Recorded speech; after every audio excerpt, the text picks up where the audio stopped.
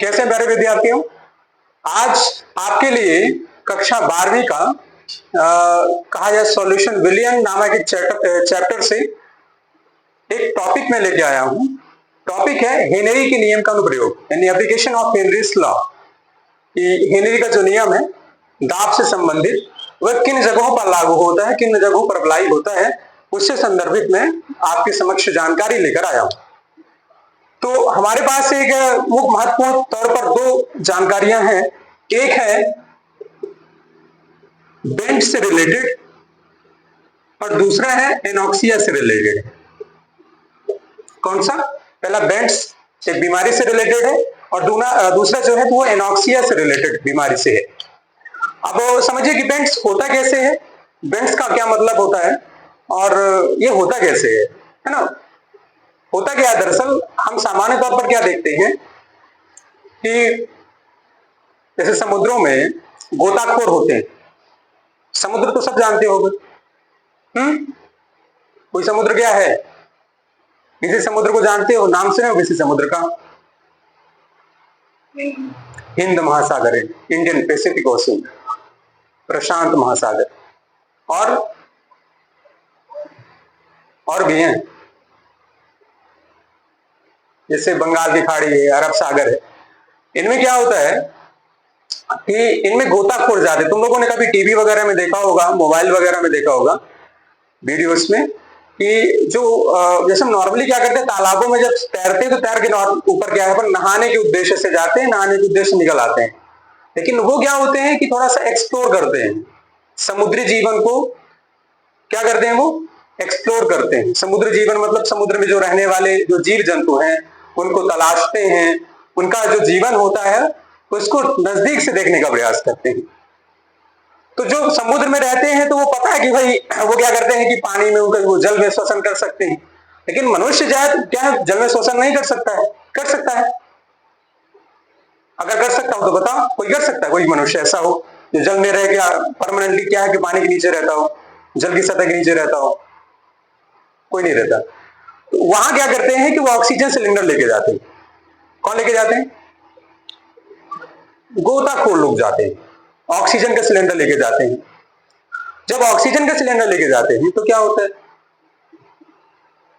Normally देते जैसे अस्पतालों में जो ऑक्सीजन यूज होती है उसमें क्या रहता है, वो नॉर्मल ऑक्सीजन ही रहती है।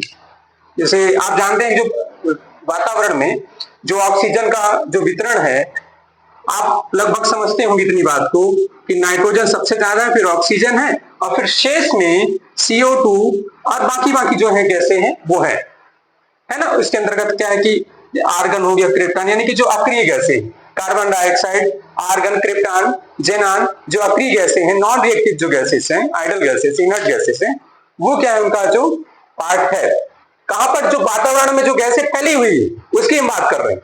अगर दिमाग में सोचो कि हम क्या करें कि अगर हम लोग क्या करने जाए, समुद्र में जाएं और समुद्र में जाने के बाद जाने से पहले हम लोग क्या करें, एक सिलेंडर लें जो पीठ पे लटका के रखते हैं और उस सिलेंडर में वातावरण में जो गैस है उसको अगर फिल कर लें और फिल करने के बाद कहां जाए हम लोग, समुद्र में नीचे जाए तो क्या होगा? कुछ नहीं होगा। होगा क्या होगा? अब वही समझना है। अब वही बताएगा हेनरी का नियम। अभी आपने पढ़ा, क्या पढ़ा कि अगर कांस्टेंट टेम्परेचर हो, कैसा ताप कैसा हो, स्थिर हो, स्थिर ताप होने पर क्या होता है कि M प्रोपोर्शनल टू T, घुली हुई गैस की मात्रा लगाए गए गैसीय दाब के समानुपाती होती है ना। ये नहीं पढ़ा? ये नहीं पढ़ा कि स्थिर ताप पर जो घुली हुई गैस की मात्रा है वो दाब के समानुपाती होती है, अर्थात जितना दाब आरोपित किया जाएगा उतनी ही ज्यादा गैस घुलेगी। ठीक है ना। ये बोलता है कि नहीं बोलता है? तो अगर हम जाते, मान लीजिए, अगर मान के चलिए कि जैसे पानी है, इस प्रकार से कोई मनुष्य है, कोई आदमी है, वो क्या करता है, इसके नीचे जाता है, पोषण जाता है, तो जो जल है, जो पानी है, वो किस पर दाब आरोपित करता है? नीचे की तरफ दाब आरोपित करेगा। जो सिलेंडर में जो गैसें हैं वो गैसें कहां जाती है? भाई हम श्वसन के रूप में ले रहे हैं ना, सांस ले रहे हैं ना, जो ब्रीदिंग चल रही, रिस्पायरेशन हमारा चल रहा है, तो रिस्पायरेशन के दौरान हम क्या करते हैं कि नॉर्मली ऑक्सीजन लेते हैं और CO2 क्या करते हैं, निकालते हैं। ऑक्सीजन हम लोग क्या करते हैं, लेते हैं और कार्बन डाइऑक्साइड क्या करते हैं निकालते हैं। अब जब हम लोग ऑक्सीजन लेते हैं तो ऑक्सीजन के साथ साथ जो अगर वातावरण से अगर हम लोग सिलेंडर उठा रहे हैं तो क्या कर रहे हैं उसमें नाइट्रोजन भी मिक्स है ना, ऑक्सीजन भी है और इसके अलावा क्या है कि हल्की थोड़ी मात्रा में CO2 एंड दूसरी जो गैसें हैं वो है। ठीक है, नाइट्रोजन के विषय में आप जानते हैं कि ये 78% है वातावरण में। ठीक है, ये कितना है, कितना 29%, 21%। ठीक है ना, उज्जवल वाला याद आ रहा था कि 71-29 रेशियो। जो ऑक्सीजन का जो यहाँ पे रेशियो कितना है 21% और रिमेनिंग 1% में ये सारे जो है कार्बन डाइऑक्साइड वगैरह वगैरह कैसे आ जाती है। अब 0.03, ठीक है ना, हमने कहा तो 1% के अंतर्गत सारी गैसेज जो रिमेन्स जो बची हुई हैं सारी गैसेज आ जाती हैं। अगर क्या हो इस रेशियो का यूज करके सिलेंडर के तौर पर इन गैसों को ले जाया जाए तो अगर जब उच्च दाब की स्थिति में जो नाइट्रोजन होगी तो नाइट्रोजन और ऑक्सीजन दोनों हमारी बॉडी में घुल जाएंगी। जो घुलने की मात्रा होगी नीचे जाने पर क्या होगी, बढ़ेगी। हमारे शरीर में नाइट्रोजन और ऑक्सीजन की घुलने की जो मात्रा होगी वो क्या होगी, बढ़ेगी उच्च दाब की स्थिति में होगी। तो अब आगे क्या होता है, आगे ये होता है कि ऑक्सीजन जो क्या है तो हमारे जो बॉडी जो बायोलॉजिकल जो वर्क होते हैं इनर हमारे जो आंतरिक जो कार्य होते हैं आंतरिक मेटाबॉलिज्म के जो कार्य होते हैं उनमें तो यूज हो जाती है कौन, ऑक्सीजन। लेकिन नाइट्रोजन का हमारी बॉडी में कोई उसका यूज नहीं, नाइट्रोजन का क्या उसका कोई यूज नहीं। हम लोग जब तक नीचे रहेंगे पानी में जब तक नीचे रहेंगे कोई इफेक्ट नहीं पड़ेगा। लेकिन जैसे ही हम लोग जल की सतह की तरफ बढ़ेंगे तो क्या होगा, क्योंकि ऑक्सीजन तो यूज हो चुकी है लेकिन नाइट्रोजन क्या रहेगी हमारी बॉडी में अंदर क्या रहेगी उसी तरीके से वो उसी रूप में समाहित रहेगी। ठीक है, जैसे जैसे हम ऊपर आएंगे तो वैसे वैसे क्या होगा कि जो नाइट्रोजन हमारी जो बॉडी में घुली हुई है तो उसकी विलेयता क्या होगी, घटने स्टार्ट हो जाएगी। क्यों, क्योंकि नीचे जो था दाब ज्यादा था और ऊपर की तरफ आते तो दाब का मान कम होता जाता है।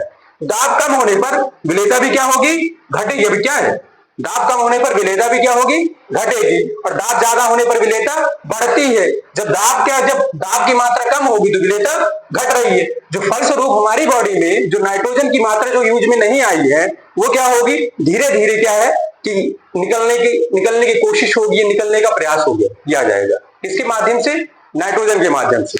तो बॉडी में क्या होंगे कि फफोले उत्पन्न हो रहे हैं। जैसे जलने पे होता है ना कि जलने के बाद पानी डालो तो फफोले उत्पन्न होते हैं, अब हो जाता है उसमें क्या है कि दर्द होता है। ठीक इसी प्रकार से बॉडी में क्या होता है कि नाइट्रोजन जब निकलने का प्रयास करती है तो नाइट्रोजन के निकलने के प्रयास के दौरान पूरे शरीर के फफोले उत्पन्न हो जाएंगे और बहुत ज्यादा दर्द उत्पन्न होगा, असहनीय पीड़ा उत्पन्न होती। उस परिस्थिति में क्या है, मनुष्य की जान भी जा सकती और वो जो परिस्थिति होती है फफोलेदार परिस्थिति होती है, साथ ही फीवर भी आता है। तो वही परिस्थिति उसको रोग का क्या कहते हैं, बेंड्स। क्या कहते हैं, बेंड्स कहते हैं। ये किसका कारण हो गया, बेंड्स का कारण। कि ये बेंड्स होता कैसे, क्यों होता है। अब इसका उपाय क्या है, क्या अगर ये वाला जो अगर ये रेशियो नहीं ले जा सकते वातावरण में जो उपलब्ध जो अनुपात है गैसों का उसके अनुसार नहीं ले जा सकते तो क्या कर सकते हैं, उसके लिए आपको करना क्या है कि आप क्या कीजिए कि जो नाइट्रोजन की मात्रा है वो कम कर दीजिए। कितने प्रतिशत, 56.2। ऑक्सीजन की मात्रा कितनी, 32.1 और हीलियम की मात्रा कितनी, 11.7। मतलब नाइट्रोजन का जो रेशियो कम हो जाएगा। हीलियम कैसी है, अक्रिय गैस है। हीलियम कैसी है, अक्रिय गैस है। ठीक है, तो वो क्या है, वो रिएक्शन नहीं करेगी। ठीक है, और ऑक्सीजन का यूज हमारी बॉडी में हो जाता है। तो बेंड्स रोग से बचने के लिए गोताखोर अपने सिलेंडर में अपने जो गैस का जो सिलेंडर पीठ पे लाद के लेके जाते हैं उसमें जो अनुपात रहता है वो हीलियम का 11.7% रहता है, नाइट्रोजन का 56.2% रहता है, ऑक्सीजन का 32.1%। इस प्रकार का अनुपात पाया जाता है जो कि गोताखोरों के लिए यह बेहद आवश्यक होता है। बात समझ में आई। ठीक है, तो ये पहला किसका है, ये बेंड्स क्या है ना। बेंड्स मतलब एक तरीके से आप लोग बैंडेज वगैरह बांधे होंगे। बैंडेज वगैरह के लिए यूज में आता है बैंडेज। चोट वगैरह लगने पर शरीर में क्या, छोटी मोटी चोट के लिए, बड़ी चोट के लिए बैंडेज यूज में काम में नहीं आता। तो क्या हो, जैसे फोले फपोले वगैरह उत्पन्न होते तो आप उसमें बैंडेज का यूज करते हैं। है ना। तो वहीं से क्या इस शब्द की थोड़ा सा उसको साथ अपन कनेक्ट कर सकते हैं कि बेंड्स, बैंडेज, ठीक है ना। अब दूसरा क्या है, एनॉक्सिया है। दूसरा क्या है, एनॉक्सिया। पहली बात तो ये कि एनॉक्सिया होता किसे, एनॉक्सिया कब होता है, एनॉक्सिया का कंडीशन कैसा होता है, इसमें थोड़ा सा अपन भूलना स्टार्ट हो जाते हैं। एनॉक्सिया मतलब क्या है, मतलब बुढ़े जो बूढ़े होते हैं तो उनमें भी क्या भूलने की बीमारी थोड़ी सी होती है, थोड़े से वृद्ध। हाँ, और सामान्य परिस्थितियों में भी हमें क्या होता है कि अगर बॉडी में हीमोग्लोबिन की मात्रा कम होती, किसकी मात्रा, हीमोग्लोबिन की मात्रा अगर कम होती तो ऑक्सीजन क्या है, कम घुलती हमारी बॉडी में, है ना। तो अगर इसको मान लीजिए कि जिसकी बॉडी में हीमोग्लोबिन की कमी है, बोल देते हैं आयरन की कमी इसकी बॉडी में, है ना, बोल देते इसमें रक्त की कमी, खून की कमी, एनीमिया बोल देते, इसको एनीमिया बीमारी बोल देते हैं, रक्ताल्पता बोल देते हैं। तो अगर मान के चलिए कि ऐसी कंडीशन है, तो इस कंडीशन में क्या होता है कि सामान्य तौर पर जो व्यक्ति होता है उसे क्या है, हल्की सी कमजोरी फील होती है, वीकनेस फील होती है, और साथ ही साथ क्या होता है, थोड़ा सा उसमें उसकी याददाश्त थोड़ी सी कमजोर हो जाती है, ठीक है। ये तो बीमारी की बात होगी, एनीमिया की बात होगी। लेकिन एनॉक्सिया कब कहा जाता है, एनॉक्सिया इसको कब कहा जाता है कि जब जो ऊंचे पर्वतों में रहने वाले जो लोग हैं, अपेक्षाकृत उनकी क्या होती है, हाइट कम होती है, ठीक है। जो ऊंचे पर्वतों पर रहने वाले लोग हैं वहां पर क्या होता है कि जो वायु की जो सघनता है वो कम होती, अर्थात वायु विरल होती। वायु कैसी होती है, वह विरल होती। ऑक्सीजन की जो उपलब्धता होती है अपेक्षाकृत वहां कम होती। जब कम ऑक्सीजन उपलब्ध होगी अर्थात वहां पर जो सांद्रता होगी वो कम होगी। किसकी किसकी सांद्रता, ऑक्सीजन की सांद्रता। ऑक्सीजन की सांद्रता क्या होगी, ऊपर कम होगी। जब सांद्रता कम होगी, जब वातावरण में कम उपलब्ध ही है, तो अगर सांस ले रहे हैं तो कम जाएगी हमारी बॉडी में, सांस ले रहे हैं तो कम जाएगी। जब बॉडी में कम जाएगी तो उसका दूसरा जो अपने को साइड इफेक्ट देखने को मिलेगा। साइड इफेक्ट उसका क्या है, याददाश्त में कमी, साथ ही साथ क्या हो रही, वीकनेस फील हो रही। तो ऐसे व्यक्तियों को ये एनॉक्सिया होना वहां पर आम माना जाता है, सामान्य माना जाता है, ठीक है ना। तो दूसरा अनुप्रयोग, क्योंकि वहां पर क्या रहता है, ऊपर की तरफ वायुदाब कम रहता है। जब वायुदाब कम रहता है तो बॉडी में क्या है, ऑक्सीजन कम घुलती है, ठीक है। वायुदाब ऊपर की तरफ कैसे रहता है, कम रहता है। आपको इतना तो मालूम होगा ना कि अगर हम लोग ऊंचाई पे चढ़ते जाते हैं तो वायुदाब क्या होता है, कम होता है, ठीक है ना। जो वायुदाब अपने को मिल रहा है ना, तो इतना ही इतने में मिल रहा है लगभग। अगर अपन जाते हैं ऊपर की तरफ जाते हैं तो वायुदाब कैसा मिलता है अपने को, एयर प्रेशर कैसा मिलता है, लेस मिलता है, ठीक है ना। बात समझ में आई। एनॉक्सिया कब होता है, जब हम लोग क्या ऊंचाई की तरफ जाते हैं, है ना। साथ में जो खास तौर पर जो पर्वतों में रहने वाले, जैसे हिमाचल हो गया, अपने देश में बोले तो हिमाचल भी, या फिर उत्तराखंड साइड हो गया, जम्मू कश्मीर में रहने वाले जो लोग जो पर्वतों पर रहते हैं, तो वहां पर यह परिस्थिति इस प्रकार से देखने आम है ना, ठीक है। बात समझ में, दोनों अनुप्रयोग समझ में आए, ठीक है। और तीसरा आपको बताया गया कौन सा, कार्बोनेटेड शीतल पेय पदार्थों में, मतलब जो कार्बोनेटेड जो कोल्ड ड्रिंक्स होती हैं उनमें आपने आमतौर पर देखा होगा, जब आप उनको परचेज करते हैं, खरीदते हैं, खरीदने के बाद जब उसकी बोतल खोलते हैं तो बोतल खोलने के बाद देखते हैं कि गैस बड़ी तेजी से निकलती है ना।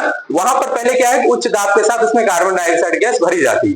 तो वहां पर भी क्या है, अगर ज्यादा दाब आरोपित करते हैं तो घुली हुई जो गैस की मात्रा है विलियम में, वो क्या हो जाती है, अधिक हो जाती है, ठीक है। तो ये हेनरी का नियम समझ में आया आप सबको, ठीक है। चलिए लिखिए,